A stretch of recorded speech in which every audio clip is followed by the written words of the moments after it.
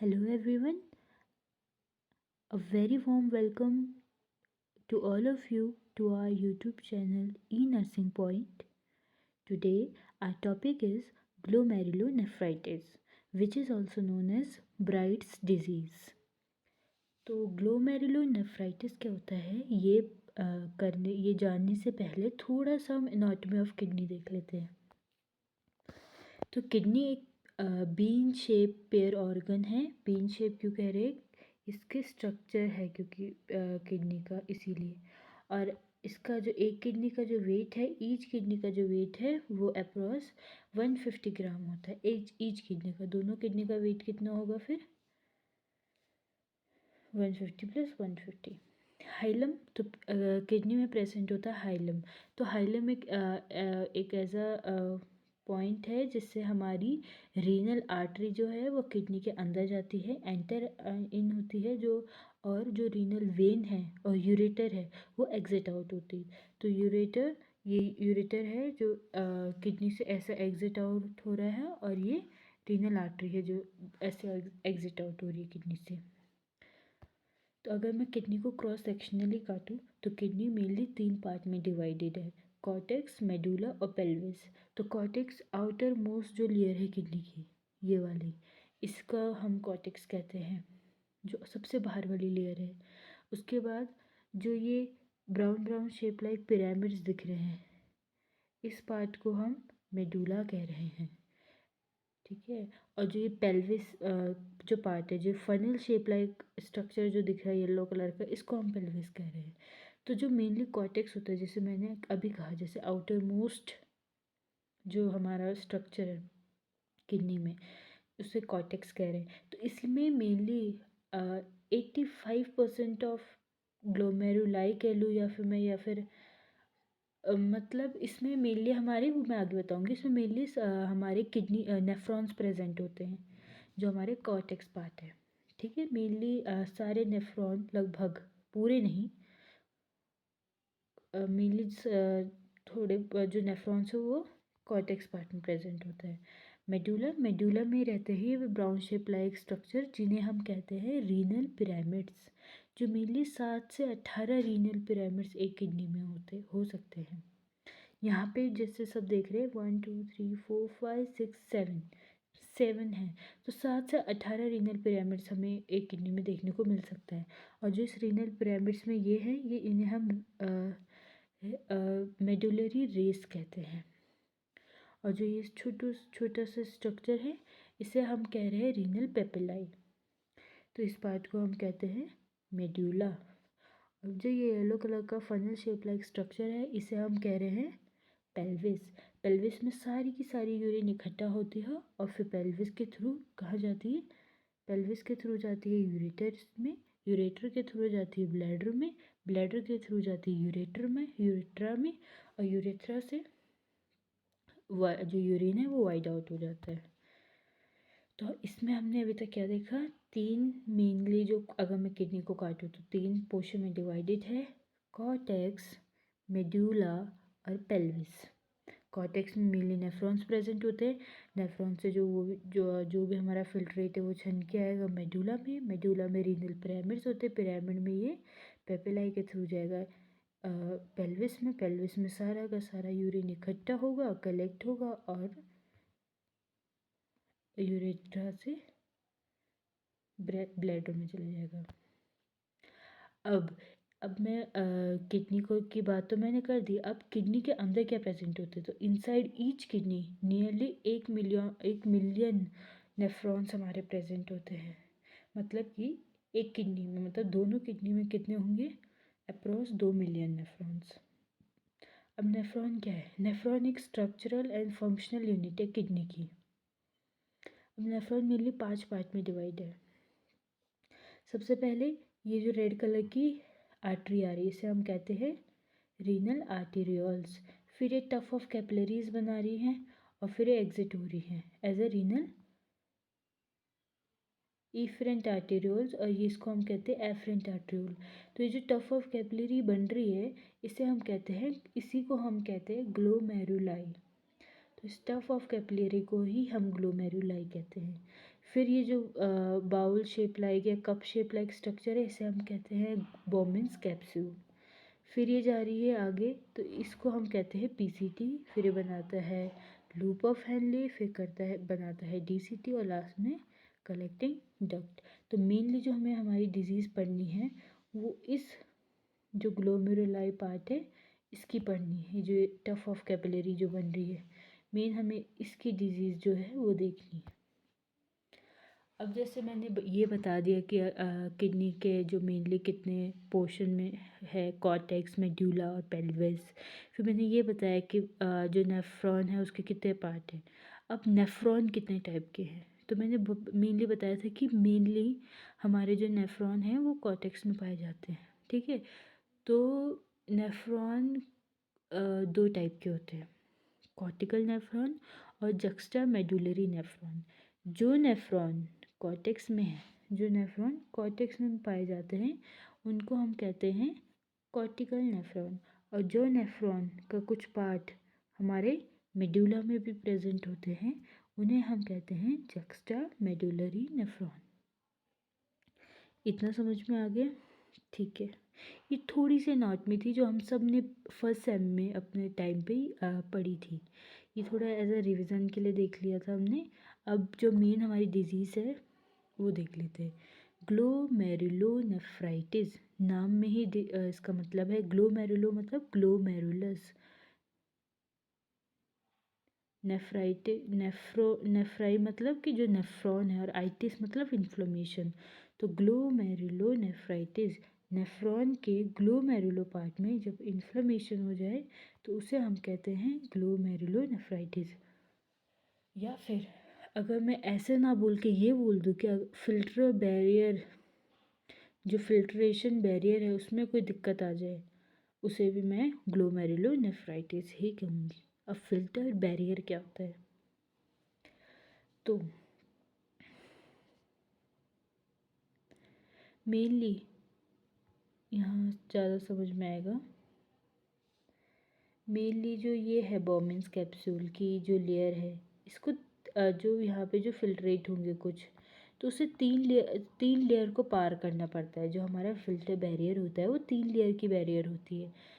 तो ये है, जैसे ये जो ऊपर वाला है ये है एफरेंट आर्ट्रियोल, ये है इफरेंट आर्ट्रियोल, ठीक है। ये एक तरफ बना रही हूँ मैं, ये मेनली होता है इसका एक एक आर्टरी बना रही हूँ मैं ताकि अच्छे से समझ में आए। ये एक आर्टरी बनाई, ये मेरा ये फिल्टर है, ठीक है। इसको फिल्टर होने के लिए, तो इसको फिल्टर होने के लिए चाहिए 3 लेयर होती है, ये वाली लेयर, ये लेयर, और ये है बोमेंस की लेयर।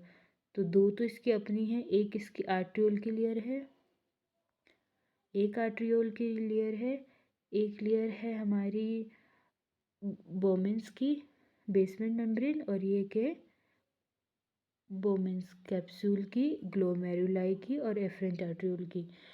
तो इन 3 लेयरों को हम ग्लोमेरुलो फिल्ट्रेशन में जो बैरियर बोला मैंने वो है, इसका वो बैरियर है। अभी बैरियर के ये सेल बने किस किस सेल से हैं देखो, इसी को मैंने, ये जो है इसी को मैंने थोड़ा वो कर दिया है, जूम इन कर दिया है। मेनली क्या होता है, सब्सटेंस को ना कुछ बैरियर क्रॉस करने पड़ते हैं, उसी बैरियर को हम फिल्टर बैरियर कहते हैं। तो ये कुछ सब्सटेंस है, इन सब्सटेंस को कोई बैरियर क्रॉस करना पड़ रहा है, जो ये बैरियर है इन्हीं को हम फिल्टर बैरियर कहते हैं। अभी थोड़ा सा मैं और अच्छे से समझाने की कोशिश करती हूँ। तो सबसे पहली जो लेयर थी ये आर्टरीज वाली, ये बनी है एपिथेलियल सेल की लेयर, ठीक है। जो सबसे ऊपर वाली है ये बनी है एपिथेलियल सेल की लेयर। फिर इसके नीचे है, ये है बेसमेंट मेम्ब्रेन, और लास्ट में जो लेयर है वो है विसरल एपिथेलियल। पहला है एंडोथेलियम, बेसमेंट मेम्ब्रेन और विसरल एपिथेलियम की लेयर। तो ये 3 लेयर को हमारे फिल्टर को क्रॉस करना पड़ता है। ये देखो, ये है एंडोथेलियम सबसे ऊपर वाली, ये है बीच की बेसमेंट मेम्ब्रेन, और ये है विसरल एपिथेलियम। इसे हम एक और नाम से जानते हैं, उसे कहते हैं पोडोसाइट्स। पोडोसाइट्स क्यों बोल रहे हैं, क्योंकि हमारे फीट पैरों के जैसे शेप में है इसीलिए। जब जब इस 3 में से किसी भी लेयर में दिक्कत आ जाए और उसकी वजह से जो हमारे सब्सटेंस है वो छन नहीं पाता है, वो यहाँ से यहाँ ना जा पाए और दिक्कत आ जाए, उसी को हम ग्लोमेरुलो नेफ्राइटिस कह रहे हैं। आई होप कि आपको समझ में आ रहा होगा अच्छे से। मैं एक बार और थोड़ा सा समझाने की कोशिश करती हूँ। जैसे मैंने अभी बताया, ये है उसके सबसे नीचे वाले सेल एंडोथेलियम का सेल, फिर थी ये बेसमेंट मेम्ब्रेन, लास्ट में थे ये एपिथेलियल के पोडोसाइट्स। ये तो इस जो यूरिन के यूरिन भी नहीं कहेंगे अभी उन्हें, यूरिन बना नहीं, जो फिल्ट्रेट है, सॉरी फिल्ट्रेट है, उसे क्रॉस करना पड़ता है इन 3 लेयर को, इसलिए। और जब या तो हमारे एंडोथेलियम में कोई दिक्कत आए, या तो हमारे बेसमेंट में कोई दिक्कत आए, या तो इन पोरोसाइट्स में कोई दिक्कत आए, इनमें से किसी भी लेयर में जब दिक्कत आ जाए तो उसे फिल्टर बैरियर कहते हैं, मतलब उसे ग्लोमेरुलो नेफ्राइटिस कहते हैं। आई होप मैंने अपना बेस्ट दिया समझाने का। आई होप आपको समझ में आया होगा।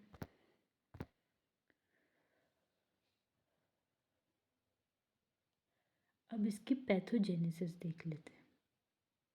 तो मेनली होता क्या है, मतलब ये कैसे इफ़ेक्ट, कैसे जो हमारी बॉडी में है ये कैसे कॉज कर रहा है ग्लोमेरुलोनेफ्राइटिस। तो मैं मेनली 3 इंसान ले लो, 3 केस ले लेते हैं। तो पहले केस में हो क्या रहा है, पहले केस में ऐसा हो रहा है, तो हो क्या रहा है पहला केस में, तो वही मैंने जो अभी कहा, 3 ले लेते हैं, 3 केस ले लेते हैं। तो सबसे पहले क्या हो रहा है, फॉर एग्ज़ाम्पल मेरी बॉडी है, ठीक है। तो मेरी बॉडी में कोई एंटीजन आया, वो एंटीजन क्या हो सकता है, कोई भी बैक्टीरिया हो सकता है, कोई वायरस हो सकता है, कोई भी फॉरेन बॉडी हो सकती है, ठीक है। तो वो एंटीजन मेरी बॉडी के अंदर आया, मेरे वो एंटीजन ब्लड के थ्रू मेरे ब्लड सर्कुलेशन में आ गया। अब एज अ कंपनसेटरी मैकेनिज्म, अब कोई एंटीजन आया भाई मेरी बॉडी में, तो मेरी बॉडी एंटीबॉडी तो बनाएगी उसके अगेंस्ट, तो मेरी बॉडी ने उसके अगेंस्ट एंटीबॉडी बनाई, ठीक है। तो अब उसकी बॉडी, उसके लिए एंटीबॉडी बनाई, तो मेरे ब्लड में अब एंटीबॉडी भी आ गई। तो ब्लड में एंटीजन और एंटीबॉडी कॉम्प्लेक्स फॉर्म हो गए, ठीक है।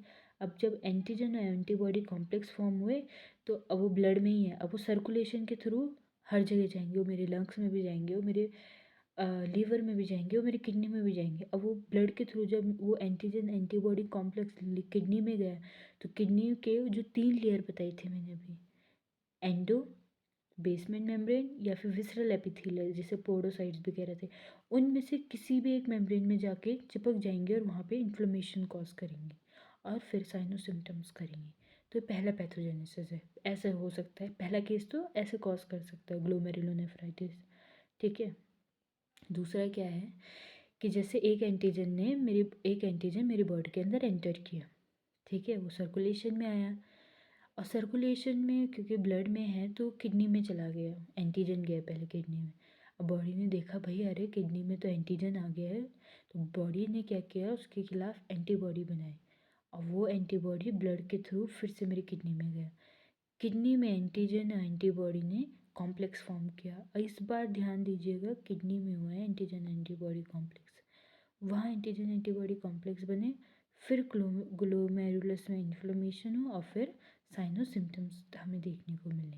ये दूसरा केस। तीसरे केस में क्या होगा, इसमें ना एंटीजन बाहर से आएगा ना एंटीबॉडी आएगी, बनेगी बनेगी पर बाहर से नहीं आएगा कोई। इसमें क्या होता है, कुछ कुछ ऐसी डिजीज़ होती है जिनमें हमारी खुद की बॉडी की सेल्स अपनी ही सेल को as a foreign particle consider करती है। तो इसका सबसे अच्छा एग्जांपल है ऑटो इम्यून डिजीज़ जो होती है। तो ऑटो इम्यून डिजीज़ में क्या होता है कि अपनी ही बॉडी के जो सेल है वो अपनी ही सेल को as a foreign body party, ऐसा फॉरेन सब्सटेंस ट्रीट करती है। इसमें क्या हुआ, किडनी ने के जो सेल है वहाँ उसको बॉडी को लगा कि ये एंटीजन है, तो वहाँ किडनी में ही उसके लिए एंटीबॉडी बने, और वहीं पे एंटीजन एंटीबॉडी कॉम्प्लेक्स फॉर्म हुआ, इन्फ्लेमेशन हुआ और साइनो सिम्टम हुआ। ये थी 3 केसेस। इसमें से पेपर में आएगा तो कोई भी एक केस लिख सकते हो। वैसे तीनों केस बहुत ही ईजी हैं, तो आप तीनों भी लिख सकते हो।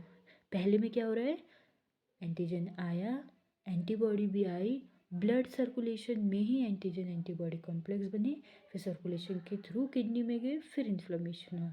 दूसरे में एंटीजन आया, वो किडनी में चला गया, फिर एंटीबॉडी बनाई बॉडी ने, वो किडनी में गया, वहाँ किडनी में जाके एंटीजन एंटीबॉडी कॉम्प्लेक्स हुआ फॉर्म, फिर साइनो सिम्टम्स दिखा। थर्ड केस में ना कोई एंटीजन एंटीबॉडी बाहर से नहीं आए, किडनी ऑटोइम्यून डिजीज की वजह से किडनी के सेल को ही हमारी बॉडी ने अपनी ही सेल को एंटीजन ट्रीट किया, उसके खिलाफ एंटीबॉडी बनाया, इन्फ्लेमेशन हुआ, साइनो सिम्टम्स देखने को मिले। आई होप आपको ये तीनों अच्छे से समझ में आ गया होगा। अब बात करते हैं क्लिनिकल फीचर। अब मेरे पास कोई पेशेंट आ रहा है, 2-3-4 से साइनो सिम्टम लेके कि मैम मुझे 3-4 दिन से अपनी जो यूरिन है उसमें कुछ लाल लाल ऐसा लग रहा, खून आ रहा है, ठीक है, और जो मेरी यूरिन है वो भी मुझे मतलब अच्छे से हो नहीं रही है, कम कम हो रही है। तो ऐसे 3-4 साइनो सिम्टम्स लेके जब पेशेंट आएगा तो हम उसे या तो उस पेशेंट को एज ए नेफ्राइटिक सिंड्रोम में ट्रीट करेंगे या फिर नेफ्रोटिक। तो पहले देखते हैं नेफ्राइटिक क्या है। नेफ्राइटिक सिंड्रोम में 5 साइनो सिम्टम्स आएंगे। सबसे पहला पेशेंट क्या बोलेगा, पेशेंट में सबसे पहली चीज़ हमें दिखेगा हेमेटोयूरिया। पेशेंट की यूरिन में हमें आरबीसी देखने को मिलेंगे जो यूजुअली नहीं दिखती है। ये मेन है, सबसे मेन हेमेटोयूरिया। अगर किसी पेशेंट को हेमेटोयूरिया है तो समझ लो नेफ्राइटिक सिंड्रोम है। तो हेमेटोयूरिया। दूसरा है mild protein urea. Mild protein urea कैसे हो रहा है, 24 घंटे के अंदर उसके यूरिन में 3 ग्राम से कम प्रोटीन देखने को मिल रहा है, तब हम माइल्ड प्रोटीन यूरिया कहेंगे। वो भी कैसा, नॉन सेलेक्टिव। सेलेक्टिव नहीं होगा, मतलब सारे टाइप के दिखेंगे, ऐसे नहीं कि कोई एक ही टाइप का प्रोटीन दिखेगा। ग्लोबिन ग्लोबुलिन नहीं दिखाएगा, एल्ब्यूमिन नहीं दिखेगा, ठीक है। तो सारे नॉन सेलेक्टिव प्रोटीन होगा। तीसरा है हाइपर टेंसिव टेंशन, मतलब बीपी बढ़ा हुआ देखने को मिलेगा हमें पेशेंट में। क्यों, क्योंकि इसमें सोडियम और वाटर का रिटेंशन हो रहा है। अब सोडियम वाटर का रिटेंशन हो रहा है तो वॉल्यूम बढ़ रहा है, इसलिए हाइपरटेंशन भी देखने को मिल रहा है। एडिमा देखने को मिल रहा है, कौन सा वाला, सोडियम वाटर की वजह से जो एडिमा हो रहा है। पेशेंट कहेगा मैम जब मैं सुबह सुबह उठता हूँ तो मेरे को अपना फेस वगैरह थोड़ा फुला फुला, लिप्स फुले फुले लगते हैं, फिर बस शाम तक आते आते दिन तक वो ठीक हो जाते खुद ही। तो ये सोडियम वाटर रिटेंशन की वजह से होता है। ओलिगूरिया, ओलिगूरिया कब कह रहे हैं, जब नॉर्मली 24 घंटे में पेशेंट को 400 ml से कम यूरिन हो, उसे हम ओलिगूरिया कह रहे हैं। तो हम कब बोलेंगे कि उस पेशेंट को नेफ्राइटिक सिंड्रोम है, सबसे पहला हेमेटोयूरिया, दूसरा mild proteinuria, third hypertension, four oedema sodium water की वजह से, फिफ्थ ओलिगोयूरिया 400 ml से कम 24 घंटे के अंदर। दूसरा है नेफ्रोटिक सिंड्रोम। अब नेफ्रोटिक में क्या है, 6 चीज़ें देखने को मिलेगी हमें साइनो सिम्टम्स पेशेंट में जो बोलेगा।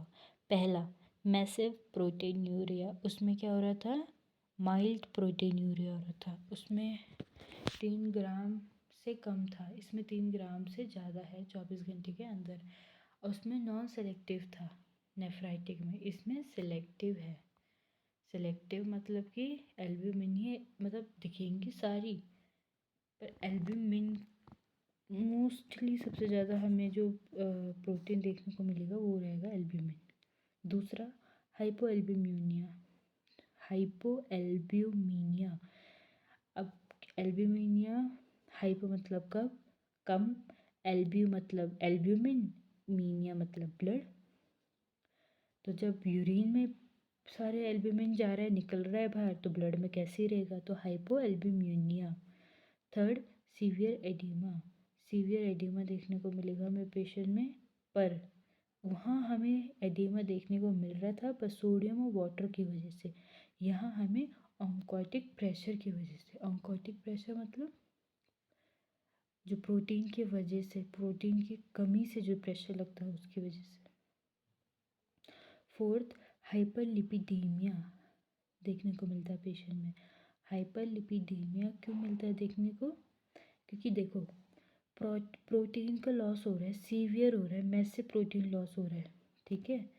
मैसिव प्रोटीन लॉस हो रहा है तो as a compensatory mechanism liver को भाई प्रोटीन नहीं है तो कुछ तो निकालना है, बॉडी में कुछ तो सिंथेसिस करना है, तो लिपोप्रोटीन सिंथेसिस करते हैं, ठीक है। तो लिपोप्रोटीन क्या होता है? HDL, लो डेंसिटी लिपोप्रोटीन, ठीक है। HDL, LDL उसे सिक्रीट करना पड़ता है, जिसके वजह से एल्ब्यूमिन तो कम है, ठीक है। तो प्रोटीन का तो इतना इफेक्ट पड़ता नहीं है, पर लिपिड तो पहले से बॉडी में है ना, तो ये हॉर लिपिड आ गया तो हाइपर लिपिडीमिया, ब्लड में लिपिड ज़्यादा हो जाता है। फिफ्थ, लिपिड यूरिया, क्योंकि यूरिन अच्छे से जो किडनी फिल्टर नहीं हो पा रही है तो जो ब्लड में लिपिड ज़्यादा है वही फिर यूरिन में भी देखने को मिलता है। सिक्स्थ है हाइपर कोगुलेबिलिटी। हाइपर कोगुलेबिलिटी क्यों? क्योंकि हो रहा है मैसिव प्रोटीन यूरिया, प्रोटीन निकल रही है बॉडी से। अब हमें ये भी पता है सारे के सारे जो मेनली जो प्रोटीन जो हमारे हार्मोन्स वगैरह होते हैं वो प्रोटीन से मिलके बने हैं, तो सारे हार्मोन का इसमें लॉस हो रहा है, ठीक है। हमें पेशेंट में एनीमिया भी देखने को मिलेगा, इसमें क्रॉनिक होगा जब। क्यों? क्योंकि जो एनीमिया में जो प्रोटीन की लॉस हो जाता है, मतलब इसमें T3 T4 का लॉस भी होगा, हमें बहुत सारी डिजीज़ देखने को मिलेगी इसमें। तो इसमें एक एंटी थ्रोम्बिन हार्मोन होता है, उसका भी लॉस देखने को मिलेगा। पर एंटी थ्रोम्बिन लॉस हो रहा है, ठीक है। अब दो चीज़ बॉडी में ठीक ठीक मात्रा में है, ठीक है, ना बढ़ रही ना कम हो रही है। पर अचानक से जब कोई एक चीज़ कम होने लग जाती है उसके मुताबिक दूसरी चीज़ को हमें ऐसा लगता है कि बढ़ गई है, तो ये इसका लॉस हो रहा है तो उसके मुताबिक फिब्रिनोजन बढ़ गया बॉडी में, ठीक है। तो फिब्रिनोजन बढ़ गया तो एंटीथ्रोम्बिन है नहीं, फिब्रिनोजन बढ़ गया तो हाइपर कोगुलेबिलिटी देखने को मिलेगी। आई होप आपको समझ में आया होगा नेफ्राइटिक और नेफ्रोटिक सिंड्रोम के बीच में डिफरेंस।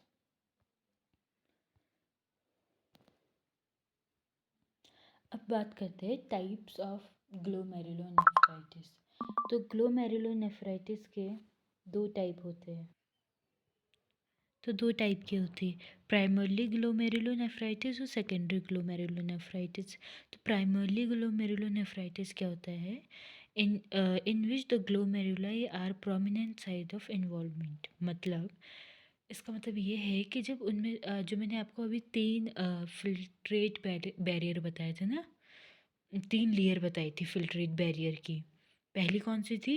एंडोमेट्रियम, बीच की बेसमेंट मेम्ब्रेन, और तीसरी थी विसरल एपिथेलियल, या फिर उसे पोडोसाइट्स भी कह रहे थे हम।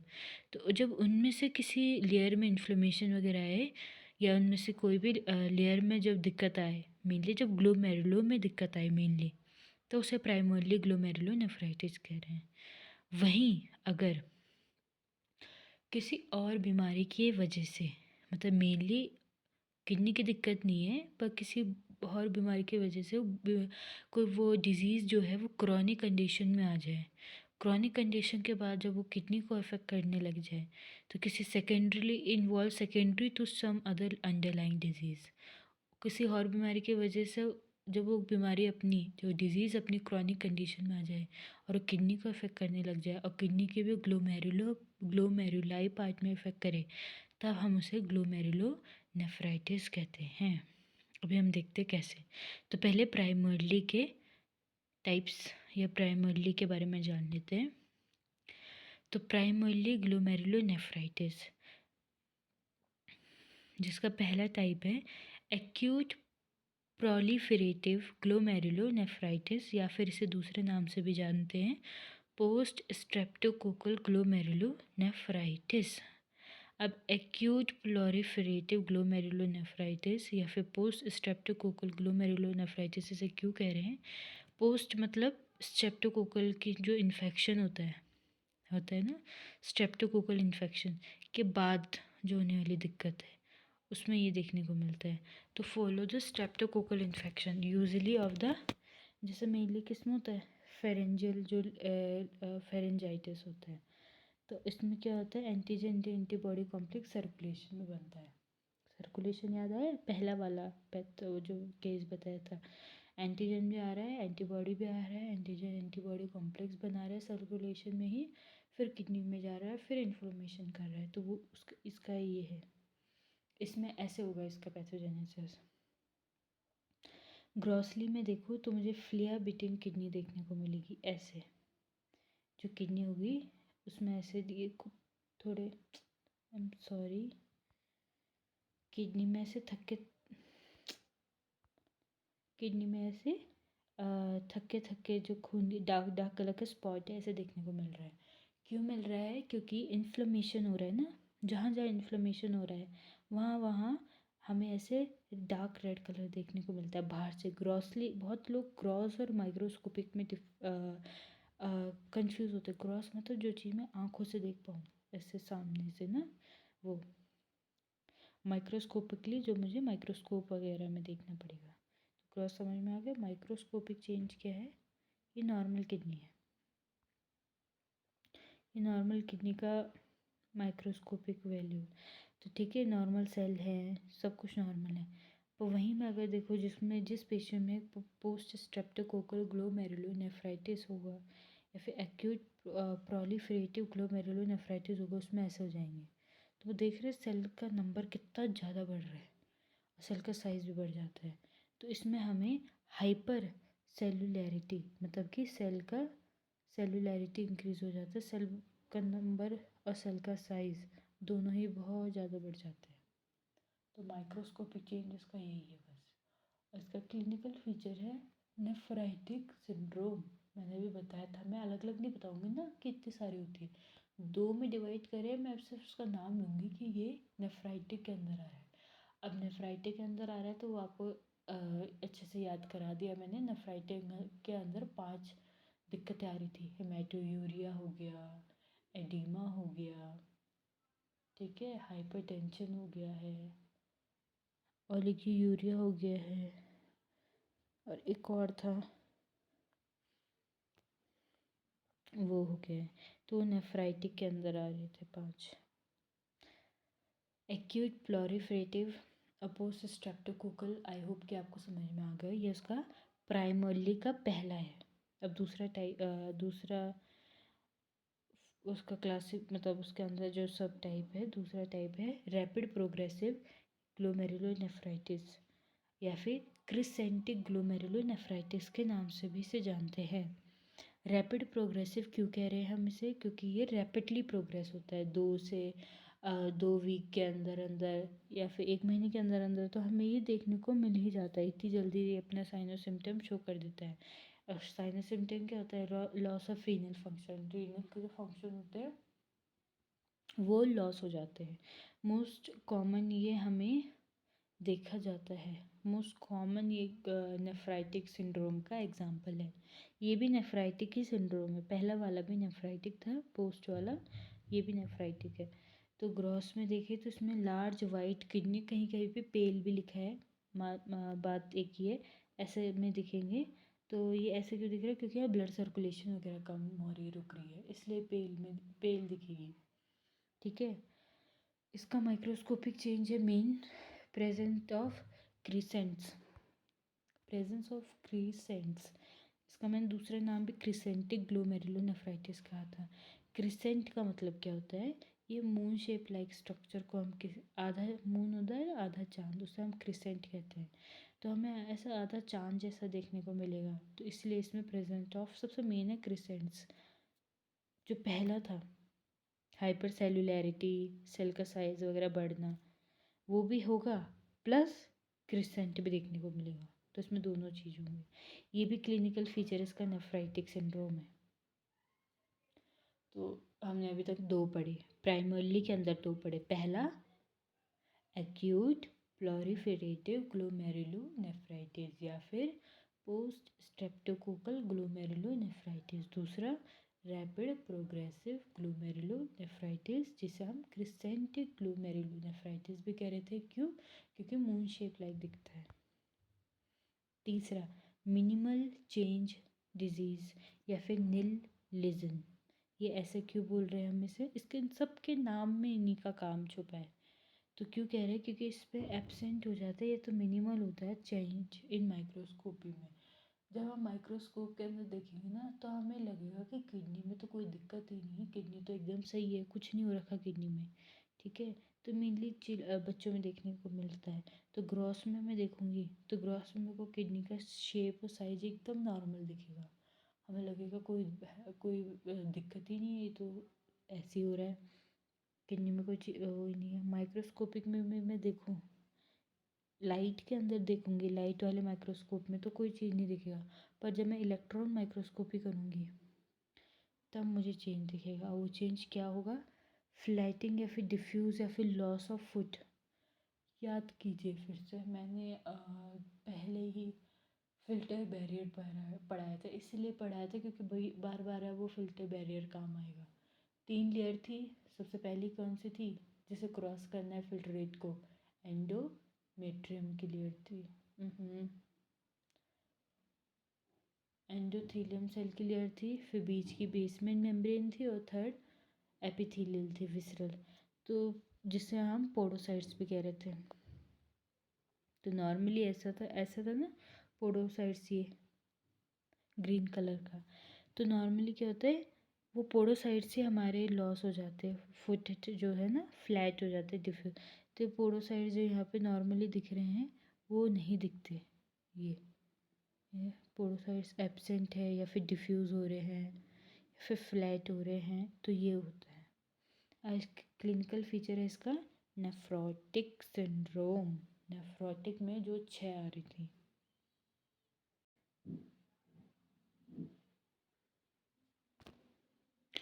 अब देखते हैं 4 टाइप। Membranes glomerulonephritis.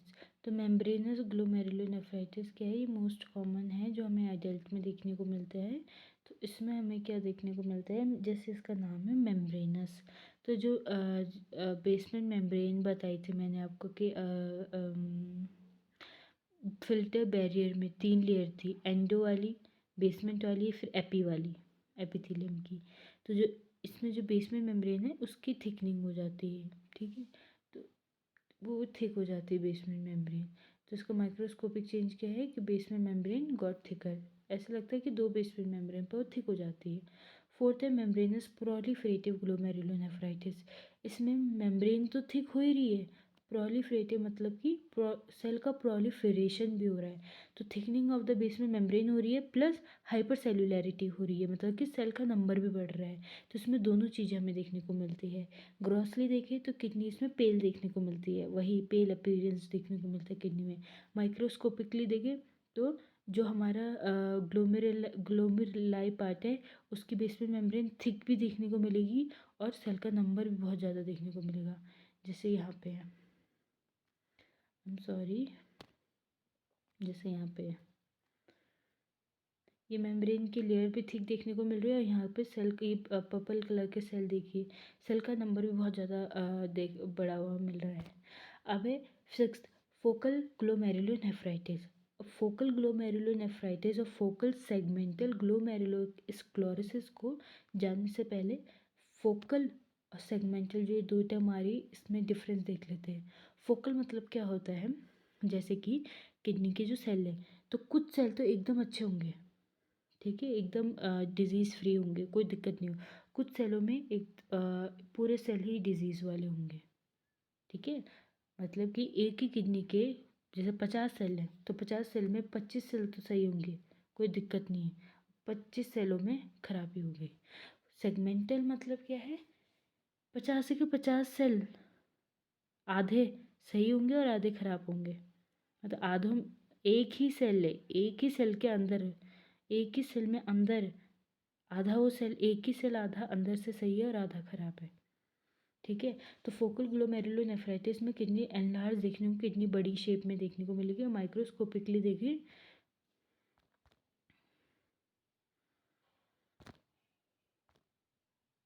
माइक्रोस्कोपिकली देखें तो किडनी क्या होगी, ऐसा एक कुछ किडनी तो एकदम सही दिखेंगी और कुछ किडनी ऐसे डिजीज़ वाली देखने को मिलेगी।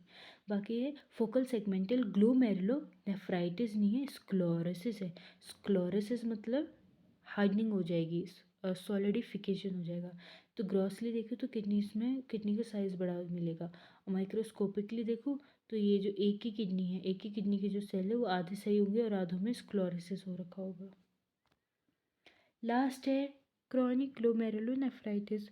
तो क्रॉनिक ग्लोमेरुलोनेफ्राइटिस को हम एंड स्टेज किडनी भी कहते हैं या फिर क्रॉनिक किडनी भी कह रहे हैं।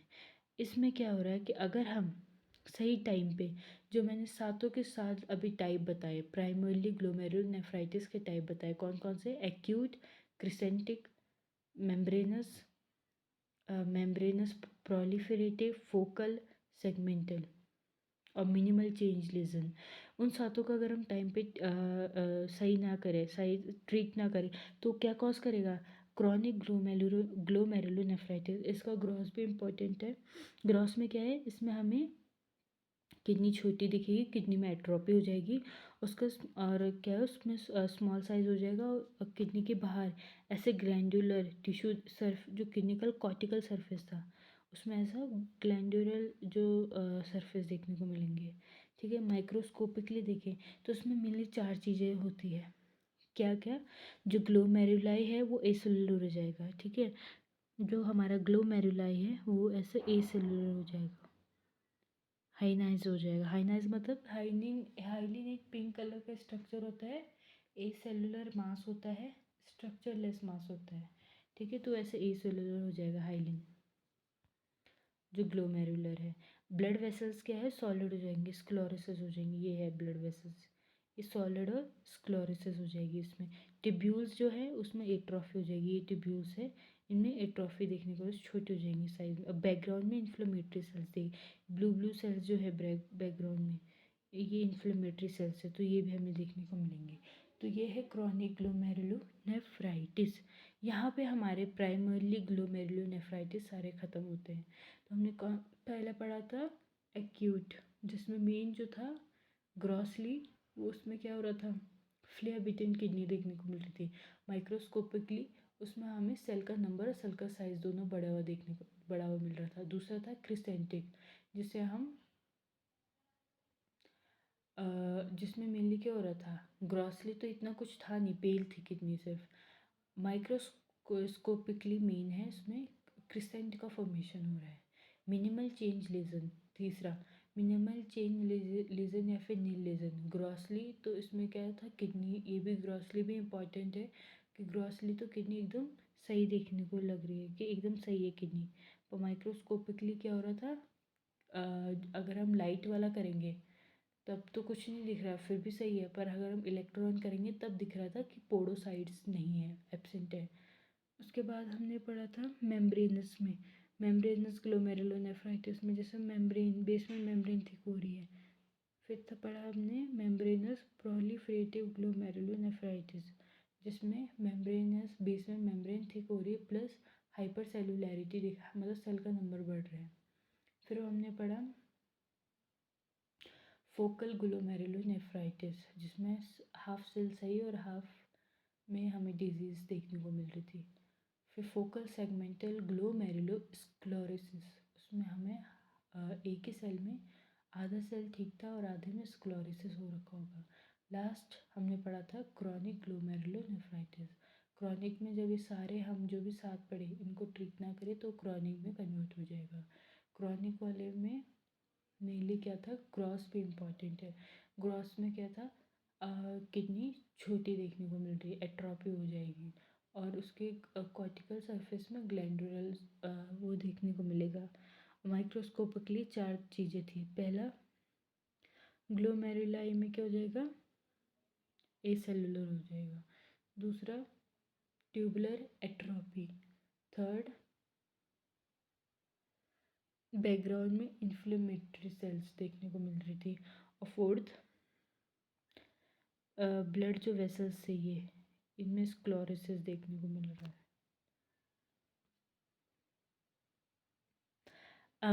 अब बात करते हैं, प्राइमरली पढ़ लिया हमने, उसके 8 टाइप देख लिए। ठीक है।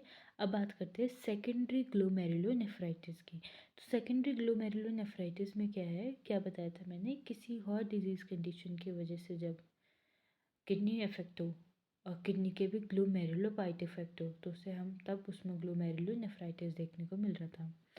इसका पहला एग्जाम जो टाइप है वो है डायबिटिक नेफ्रोपैथी।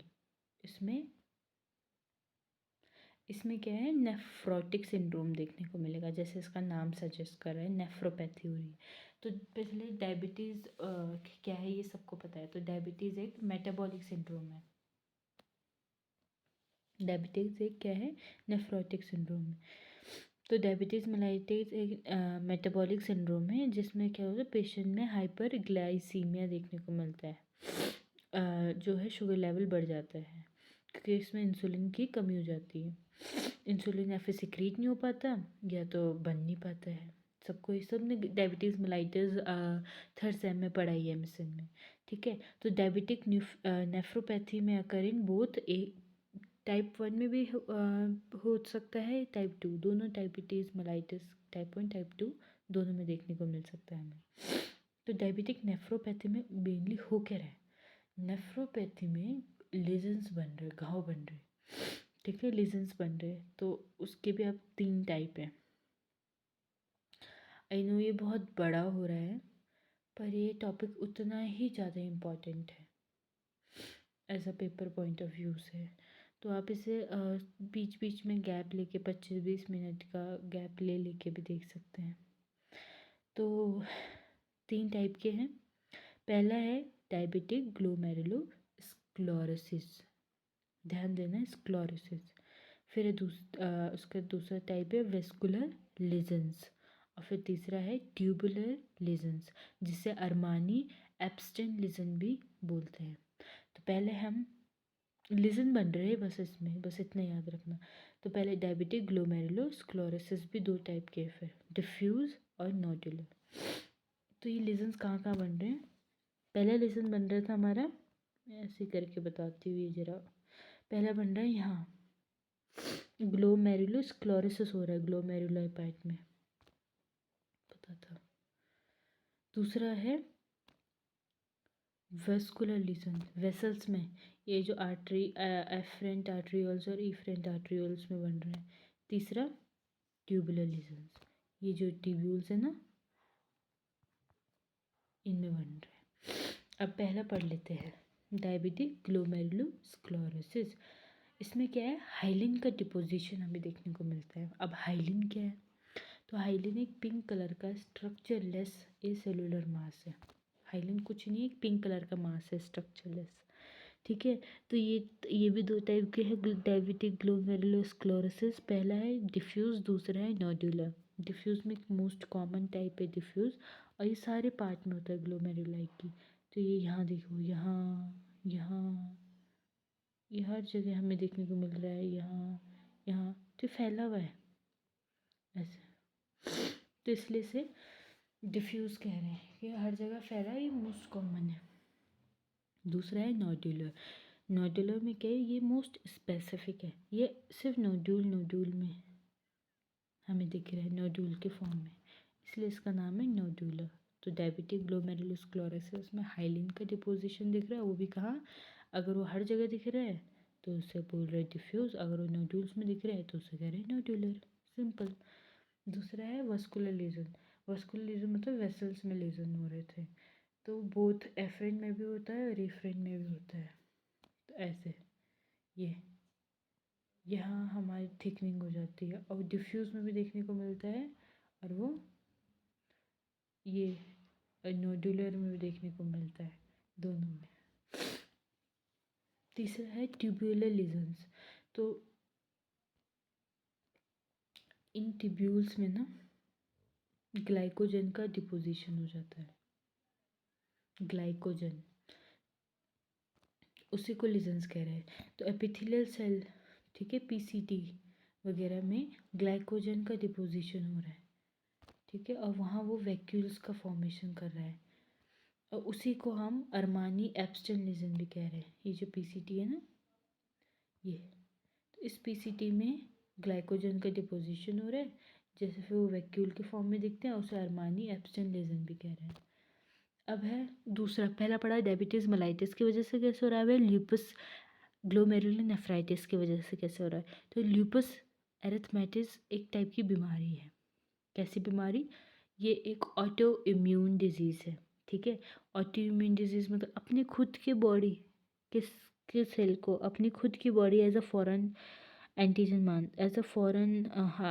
मानती है, ठीक है। तो ये अकर करते हैं ल्यूपस एरिथमेटिस, ये ऑटो इम्यून डिजीज़ है।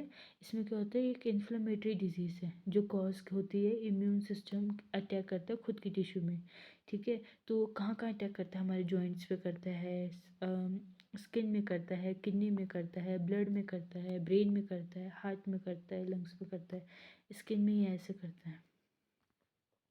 तो जब वो किडनी में करे तो उसी को हम कह रहे हैं ल्यूपस ग्लोमेरुलोनेफ्राइटिस। इसका क्लिनिकल फीचर देखें तो नेफ्राइटिक सिंड्रोम है, ठीक है। ग्रॉसली देखें तो किडनी बड़ी दिखेगी, पेल दिखेगी, और हाई एक्यूमुलेशन ऑफ फैट दिखेगी। फैट देखो कितना ज़्यादा एक्यूमुलेशन है, इसी को कह रहे हैं, ठीक है। अब माइक्रोस्कोपिकली देखें तो इसमें बहुत ज़्यादा सेल का जो नंबर है, साइज़ है, नंबर है मेन तो वो बढ़ रखा है, हाइपर सेलुलैरिटी है इसमें, ठीक है। अगर हम इस ल्यूपस एरिथमेटिस में इम्यूनोफ्लोरेसेंस करें लाइट, तो हमें क्या देखने को मिलेगा, मैसेंजियम का डिपोजिशन देखने को मिलता है। मैसेंजियम क्या होते हैं, IgG और C3 प्रोटीन जो होते हैं ना, उनका डिपोजिशन देखने को मिलता है इम्यूनोफ्लोरेसेंस करते हुए ही, ठीक है। तीसरा और लास्ट है इसका हेरिडिटरी नेफ्राइटिस। तो ये क्या होते हैं, हेरिडिटरी डिजीज़, किसी भी हेरिडिटरी डिजीज़ की वजह से हमें जब देखने को मिले तो उसे कहते हैं। इसमें 3 सिंड्रोम है, मेनली 3 देखने को मिलता है। पहले एल्पोर्ट सिंड्रोम। एल्पो सिंड्रोम क्या है, ये एक्स लिंक डोमिनेंट डिसऑर्डर है। कोलेजन 4 के किडनी में जो कोलेजन 4 है, किडनी के कोलेजन 4 के अल्फ़ा 5 में जब म्यूटेशन आ जाए, ठीक है, कोलेजन 4 के अल्फ़ा 5 में जब म्यूटेशन आए तो उसके एल्पोर्ट सिंड्रोम होते हैं।